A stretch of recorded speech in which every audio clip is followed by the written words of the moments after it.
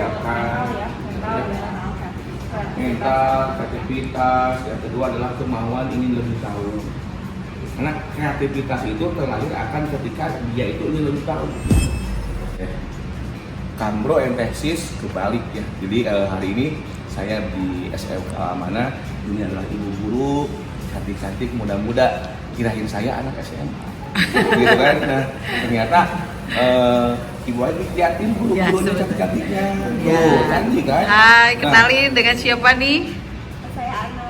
Ah, Saya Devi. ya siap. Oke. Ini Ibu Amel, Bu Devi dengan Bu Ana.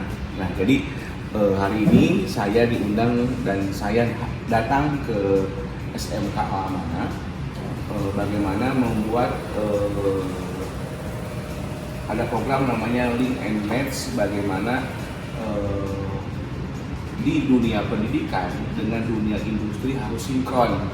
Jangan sampai nanti pekerja-pekerja tadi SMK ya, SMK ini dalam artian harus siap untuk dua, dia melakukan pekerjaan atau sekolah lagi atau menjadi wirausaha. Bismillah, hari ini saya berdiskusi santai bicarakan terkait dengan ini. Mungkin nanti kita diskusi sadar lagi Bu ya. Izin untuk saya ambil video. Buat jawab dia.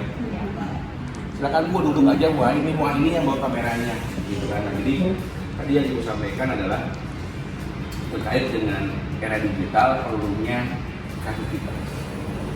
Kalau di Ibu sampaikan adalah bagaimana ketika orang kerja mau mengerjakan apa, terus bagaimana. Kalau di ranah pendidikan kan diajarin semuanya, cara buka komputer seperti apa diajarin kan, tapi yang namanya mental tanggung jawab itu pun perlu dilatih. Jangan sampai akibat tidak paham, yang penting dia kerja bagus tapi karakternya nggak bagus. Karena milenial ini kritis. Nah, dalam hal ini yang terkait dengan yang Ibu sampaikan, apakah dari SMK Amanah ini fokus untuk lulusnya bekerja atau usahawan? Kalau arahan dari kepala sekolah, Pak Rijal gimana? Kembali lagi ke Murid. iya, mereka Nah, berarti kan di dalam sekolah ini ada murid nih, ada dua. Satu adalah karakternya dia maunya bekerja, ingin aman. Kenapa? Mencari aman. Kenapa aman? Contoh ini guru. Kebanyakan kenapa? Kok ibu-ibu suka yang jadi guru? Kenapa coba? Intinya adalah jam 1 pasti ada di rumah. Ya.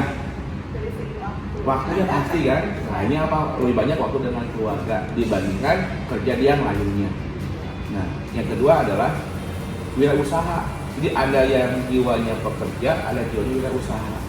Nah ini orang yang siap dengan yang namanya tanggung jawab dan hasil juga berbeda.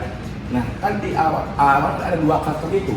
Nah bagaimana jiwa-jiwa itu dilahirkan dari alam. Nih ini yang suka usaha, ini yang suka bekerja. Dari awal bentuk di situ. Biar mereka daripada ini nyari kerjanya orang lain, udah aja nyari yang temennya udah siap, tinggal bangun kepercayaannya, bangun komitmennya, bangun kreativitasnya. Ini apa? Walaupun dia ini sebagai pengusaha, temennya adalah sebagai pekerja, tapi di situ udah ada jiwa apa? Jiwa kebersamaan. Karena kan good team player susah dibentuk. Saya dengan tim kerja saya untuk menjadikan matching hati ke hati itu susah. Kalau sekarang SMK Amanah membentuk itu, ketika lulus kamu pengusahanya, ini ada beberapa orang yang ikut kamu menjadi good team player atau sebagai ketua. Kalau saya sih punya pandangan seperti itu sih. Nah, kalau bagaimana apa yang disiapkan harus knowledge teknologi. Nggak bisa.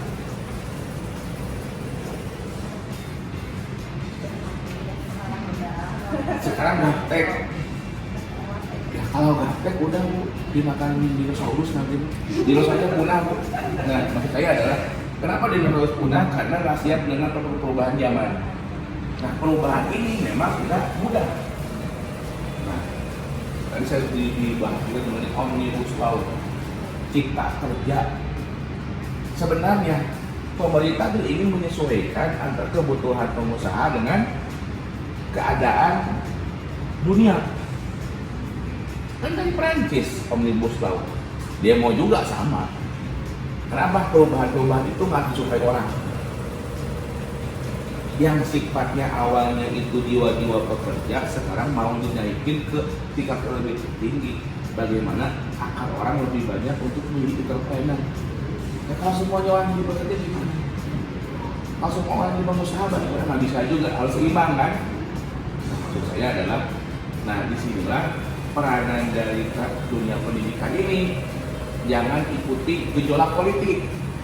Kan politik mah nanti, wah jam sotek nggak dibayar, lagi dari gajian kumaha ini. Itu kan tidak ada sebuah negara yang memikirkan untuk mengacaukan keadaan atau memiskinkan negaranya. Kan ada yang cocok, ada yang cocok. Teknologi pasti beradu. Gojek, buruh dengan ojol, ribut. Ojek pangkalan, ojol dengan ojek pangkalan ribut. Kenapa? Karena belum siap. Dari biasa SMS ke BlackBerry, tablet. Nah, maksud saya, jadi dunia kerja bagaimana jangan sampai para murid, para siswi dari awal tekankan harus belajar lebih di rumah. Karena wawasannya kan harus ditambah. Kalau di edukasi diberikan kurikulum pasti, tapi yang dibutuhkan sekarang oleh usahawan atau industri kerja adalah kreatif, melek teknologi, mental yang siap. Yang kedua adalah kritis. Kenapa? Contoh, saya punya tim, Pak, ini turun, repot. Ada Pak, PSBB, keluar rumah jangan bisa. Cari tempat yang aman dari PSBB di mana? Di laut. Laut. Tadi apa? Riku mantiku. Ini apa? Punya kesempatan. Itu dari orang yang kreatif lahirnya. Seorang pengusaha kan kadang udah capek dengan pemikirannya. Ini omset turun, gaji gimana ini? Kan orang kreatif, dia kan digaji. Pak itu ke laut Pak. Ke laut. Saya punya kapal. Mau gimana ke laut? Gitu kan kita pemimpin kan sering permasalahan juga. Saya ada kenalan Pak, saya cari beberapa yang punya kapal nih yang punya masalah juga, kapalnya sepi Pak. Terus kalau gimana biar rame? Kan nggak ada orang yang berjalan. Kita bukan perjalanan Pak, bukan trip, kita mancing Pak. Kenapa? Orang mancing banyak Pak yang suka dibuka bumi mancing. Nah itu lahir dari jiwa-jiwa kreatif. Kan saya juga sama, dididik dari sekolah Bu, nggak ujung-ujung jadi pengusaha kan. Nah ketika kita bahan kita udah tahu, tinggal siap dengan mental dan pergaulan juga sama. Bagaimana diarahkan dari sekolah bergaulah dengan yang positif, karena pergaulan itu merubah tabiat. Salah gaul ya Bu, dia mau ya ada kan anak SMK demo gitu kan, bahkan paling beringas dibandingkan mahasiswa ketika anarkis. Jangan, saya suka demo zaman mahasiswa tapi tidak anarkis. Jadi kalau Pak Rizal bilang saya suka demo, ya saya aktivis juga gitu. Tapi bagi saya adalah ketika ada perubahan sekarang jangan termakan dengan isu hoax gitu. Nah Ibu punya radio dulu? Nggak punya, kenapa? Paling di sekolah ya kita bikin kontennya Pribadi oh enggak gitu? kita keren kreatif. Bukan, begini, kayak sebenarnya ibu itu udah nikah? Udah nikah? Belum. Nah tapi kan gini, ketika bicara ibu-ibu terkadang banyak waktu dengan anak di rumah. Nah bagi saya adalah kenapa ingin menghimbau kepada masyarakat. Ini di YouTube Bu, YouTube itu memiliki penonton 30 juta per orang per hari yang nonton. Nah, kenapa saya mengarahkan untuk itu mengasih informasi? Karena ketika videonya lebih dari 20 video, ibu akan dijadikan, direkomendasikan sama si YouTube. Dan hasilnya luar biasa nih. Nah, maksud saya adalah, saya advokat, saya pengacara juga, saya punya usaha, tapi kenapa lebih kecil lagi? Karena peluang itu lebih besar dibandingkan dengan yang lainnya. Terutama apa? Ketika saya udah kakek-kakek, nenek-nenek, dibalikan sama Allah, punya cicit, oh itu kakek saya. Kenapa? Kenapa ini ibu kayak gitu diambil kamera? Kalau misalnya kayak kemarin bikin kontennya masih suka apa sih? Ya, belum biasa ini. Nah, belum terbiasa karena belum biasa. Iya. Nah, pertama adalah ibu bukan artis, saya bukan artis. Nah itu. Nah, tapi saya punya namanya Epopedia tuh. Nah, Epopedia ini untuk komunitas buat guru bu masukin gratis untuk masukin channelnya dan ditonton seluruh Indonesia. Nah, harapan besar kami apa? Itu akan menambahkan pundi-pundi rupiah dari guru-guru. Ibu terserah mau ibu lagi di kelas, murid lagi kan lagi daring ya. Ibu tayangin bahwa hari ini saya lagi daring, lagi persiapan menyampaikan materi. Jadilah konten minimal di atas 10 menit. Nanti diupload. Ibu punya channel YouTube-nya, udah punya channelnya, infokan ke Pak Rijal atau ke Ibu Alur, nanti boleh minta nomor teleponnya. Channel kita yang biar apa? Biar ditonton, di subscribe. Biar apa? Ya nanti ibu tahu ketika ibu udah mencapai 1000 subscribe, 4000 jam, ibu akan mendapatkan pundi-pundi rupiah dari YouTube. Yang bayar bukan Epopedia, yang bayarnya Google. Nah itu bu. Nah saya kesini sih pada dasarnya adalah ingin membagi bahwa bisnis ini tidak hanya bicara terkait dengan semangat, kita pintar, kita cerdas, kita punya kemampuan. Tapi yang terpenting adalah bagaimana kita punya integritas, tanggung jawab, dan komitmen berjalan. Tapi seorang murid perlu yang namanya mengikuti perkembangan zaman. Dan saya juga kenapa datang ke sekolah? Ke sekolah yang paling update bu. Ya, laptop aja saya harus berkembang.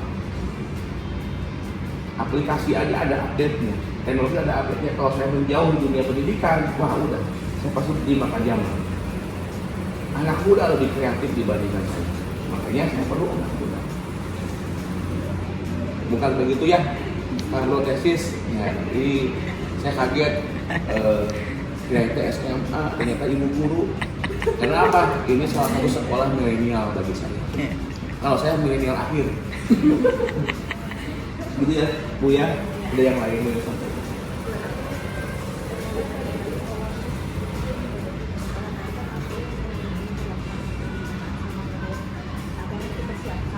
Yang dipersiapkan,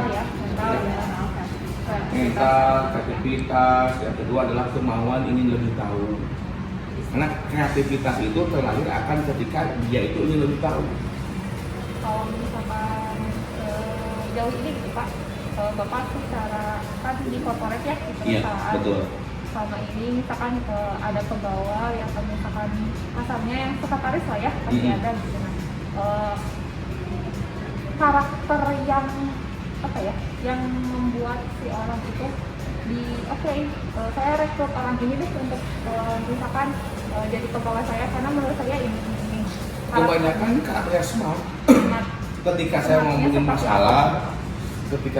masalah, dia bisa membantu untuk mencairkan. Intinya adalah dia menampung masalah, bukan berarti begini. Seorang sekretaris itu dia memahami apa yang dibutuhkan oleh pimpinannya. Bukan hanya bicara untuk administrasi saja, tapi ketika dia membantu untuk proses pekerjaan. Contoh, batuk, tiba-tiba nggak usah diingetin apa yang dibutuhkan, obatnya, minuman, apapun. Sehingga apa? Bosnya menjadi nyaman.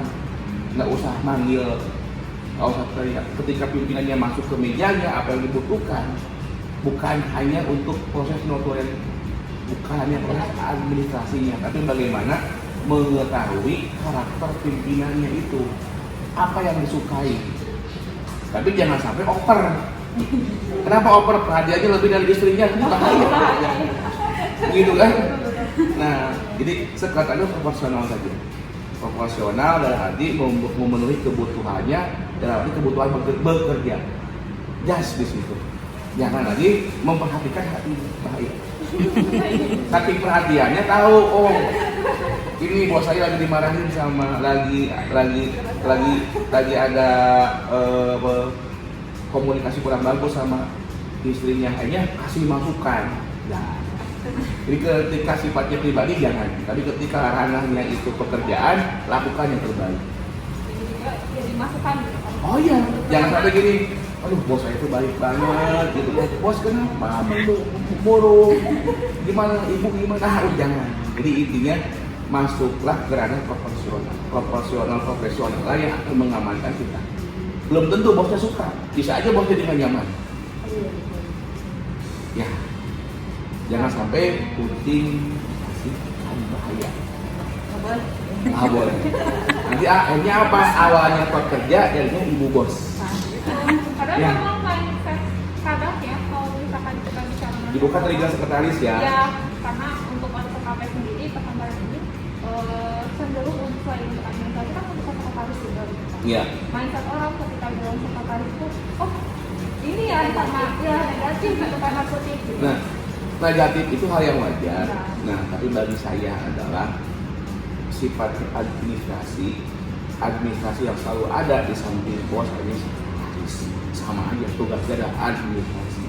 Nah, karena administrasi ini selalu bersamaan atau sebagai asisten, yang dibilang adalah selalu bersama-sama, apa yang dibutuhkan pimpinan disiapkan. Bahkan ruangan pun biasanya berdekatan dengan pimpinan. Nah, maksudnya adalah disitulah bagaimana menjaga etikanya dijaga, karakternya dijaga, bos akan lebih nyaman. Gitu. Ketika dianya mulai ngerasa hal yang tidak nyaman, yang ibu harus ambil sikap. Jangan sampai membiarkan itu. Terkadang kan ada juga yang pisah-pisah. Ternyata keganggu, itu mungkin aja itu tahap training, tahap uji coba, gagal di situ banyak. Kan banyak orang yang mengharapkan bekerja, tapi yang namanya pimpinan mencari mana yang lebih loyal, mana yang lebih sopan. Kalau dia mampu menjaga diri, berarti dia mampu menjaga rahasia perusahaan. Nah, integritas itu dari pekerjaan, jangan sampai karena ada hal yang tanda kutip, perusahaannya bukan ngambil sekretarisnya dari administrasi sekretaris, mungkin sekretarisnya tempat yang lain, tidak punya pengalaman sekretaris, jadinya sekretaris, itu yang jadi masalah. Akhirnya apa? Bekerjanya kurang maksimal, hanya kader yang lain. Mana kutip lah akhirnya. Tapi kalau saya yakin dia udah kerjanya, udah belajar di sekretarisan, keadministrasian, dan bekerja di tempat yang sama, saya yakin akan baik-baik saja. Ketika seorang pemimpinnya mencari sekretaris yang bukan tempatnya, susah. Misalkan saya mau jadi sekretaris dari tempat karaokean, ya nggak bisa. Ini apa? Bukan jadi sekretaris, nanti menjadi ibu bos. Nah, jadi kalau tadi masuk ke dunia pekerjaan adalah yang usah khawatir ketika kita belajar pekerjaan administrasi, melek teknologi dan kenali karakter pimpinan. Kalau ada yang tegas, ada yang santai bu. Nah, yang santai itu dia bermaktum. Ya, ada yang tegas jam segini harus siap. Kamu tahu. Ada yang kalau udah beres silahkan simpan di meja bapak. Nah, ini yang paling bahaya. Dilihat, ayawat diangkat lihat belum ada. Kenapa? Karena nggak memberikan batas waktu. Nah, seorang karyawan, seorang pekerja, berilah waktu terbaiknya. Kalau bisa cepat. Kenapa? Karena dia mengukur sejauh mana sih pelaporan yang diberikan yang sifatnya administrasi. Nah, saya yakin di dunia pendidikan pun diajarkan dalam langkah itu. Dari report, apapun akan diajarkan. Tapi yang paling yang ada di dalam dunia pekerjaan adalah masalah mental dan kadang-kadang itu sedikit. Jadi sepintar apapun gitu ya, misalnya atau orangnya, tapi ketika karakter atau mentalnya kasarnya tidak gitu, berarti Bahkan saya takut orang yang pintar. justru kasar ya Pak. Saya lebih baik orang yang komitmen. komitmen dengan pekerjaannya, kalau dia nggak bisa mau belajar dibanding dia minta dari perusahaan saya. Kan saya kasih orang pintar, tapi orang pintar ini malah mencari informasi saya untuk menyampaikan ke orang lain. Akhirnya katanya bagus. Contohnya sekretaris, saya meeting hari ini jam ini di sini. Saya ngomong ke dia aja. Tiba-tiba, Pak ngapain besok ada meeting? Kan udah janji sama saya. Saya nggak pernah bilang ke orang lain. Oh berarti ini bukan sahabat terbaik menurut saya. Yang baik adalah yang menjaga rahasia perusahaan. Gitu. Bukan menjaga rahasia yang lain-lainnya, tapi menjaga rahasia perusahaan. Seorang administrasi yang baik adalah menjaga rahasia perusahaan. Seorang sekretaris yang baik menjaga rahasia perusahaan dan pimpinan. Tapi ketika di depan hukum terbuka, jangan tertutup apa adanya. Kan kita nggak tahu pemimpinnya itu benar atau tidak, dia lakukan aja. Tahunya apa? Pimpinannya melakukan perbuatan melawan hukum, ya dia harus menjadi orang di mata hukum yang sejujurnya. Nggak bisa melindungi tapi bahaya. Ada junto pasal 55 turut serta.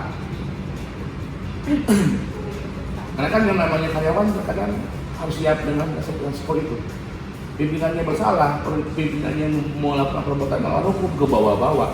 Tapi kalau dia melakukan dengan yang benar, semua perintah. Nah sebaik-baiknya adalah bagaimana perusahaan juga ingin mencari orang yang bertanggung jawab. Tanggung jawab kan luas. Menurut seperti itu. Skill itu dilatih di sekolah. Iya. Karena ketika saya pun di kantor ada hal yang baru, kita ajarkan semua, bahkan kita sekolahkan. Nggak usah takut ketika Ya namanya belum aja. kalau sampai misalkan kode Indonesia enggak. Kalau gitu bahasa saya adalah sedangkan cari perusahaan yang harus dibuka atau di perusahaan aja. Terlalu banyak. Belum aja, udah tamat. Kunci seorang pekerja yang baik adalah nurut tanpa tapi. Kenapa? Karena dia udah hidupnya memutuskan bekerja, nggak usah nawar. Semakin memberikan kontribusi yang baik, perusahaan pasti hadir. Kalau udah hukum alam, kerjanya bagus, kontribusinya bagus, pasti akan digunakan sama perusahaan dan akan diberikan prestasi yang pas. Tapi ketika bekerja udah bagus, semua udah maksimal, perusahaan tidak memberikan sebuah hasil yang sesuai, ya harus diputuskan. Mungkin saya tidak bekerja di tempat yang tepat. Nah itu gambaran dari saya. Oke guys, gas. Jadi itulah saya hari ini berterima kasih Ibu Alur udah mau videokan.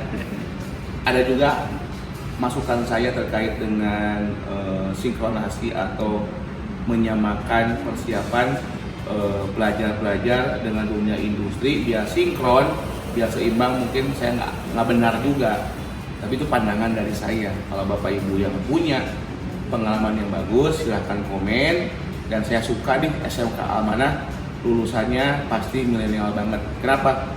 Guru-gurunya hebat-hebat. Jadi kalau punya calon murid yang lulusan SMP mau ke SMK, masuklah ke SMK Amanah. Yes. Nah, jadi begitu